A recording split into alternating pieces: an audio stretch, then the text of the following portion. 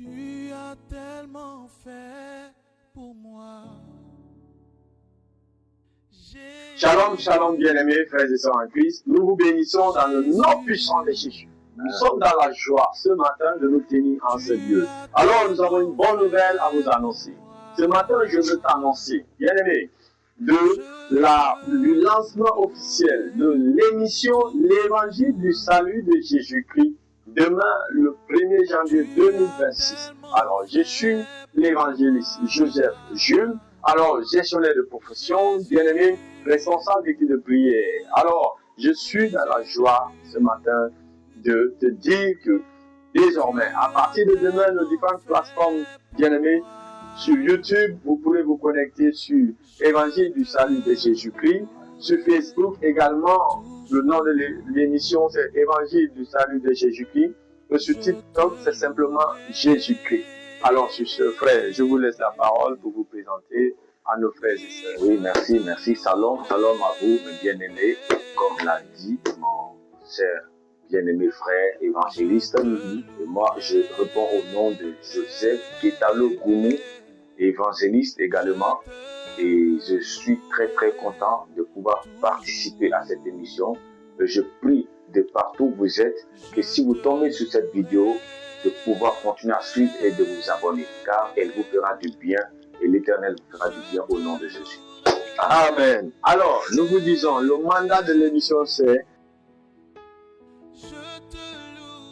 est tiré d'Actes 13, le verset 47. La Bible dit, car ainsi nous l'a ordonné le Seigneur, je t'ai établi pour être la lumière des nations, pour porter le salut aux extrémités de la terre. Alors, la vision de cette émission, bien-aimés, nous sommes des lumières. Le Seigneur nous a établis. Alors voilà pourquoi nous voulons porter le salut, l'évangile du salut jusqu'aux extrémités de la terre, au travers de cette émission. Tu es concerné, je suis concerné, nous sommes tous concernés. Nous avons la mission.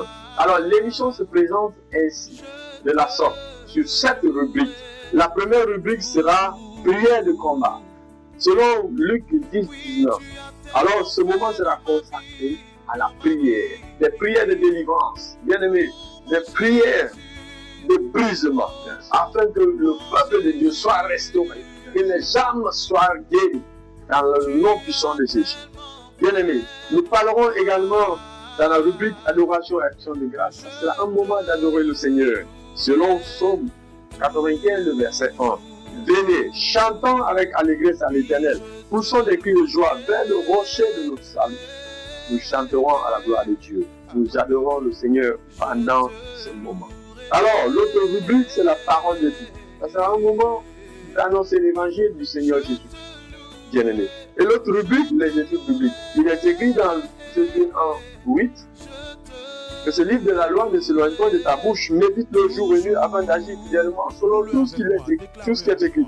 C'est alors que tu auras du succès dans tes entreprises, c'est alors que tu réussiras. Alors tu as besoin de la parole de Dieu pour être édifié. Bien aimé, une personne qui ne médite pas la parole de Dieu, c'est comme un aveugle qui marche. Alors tu as besoin d'être éclairé par la parole de Dieu. C'est la parole de Dieu qui nous édifie, qui nous permet de réussir dans tout ce que nous faisons. Bien aimé. Alors ce temps sera consacré à la méditation de la parole. Et la prédication également et enseignement sera un moment avec les différents hommes de Dieu que nous aurons.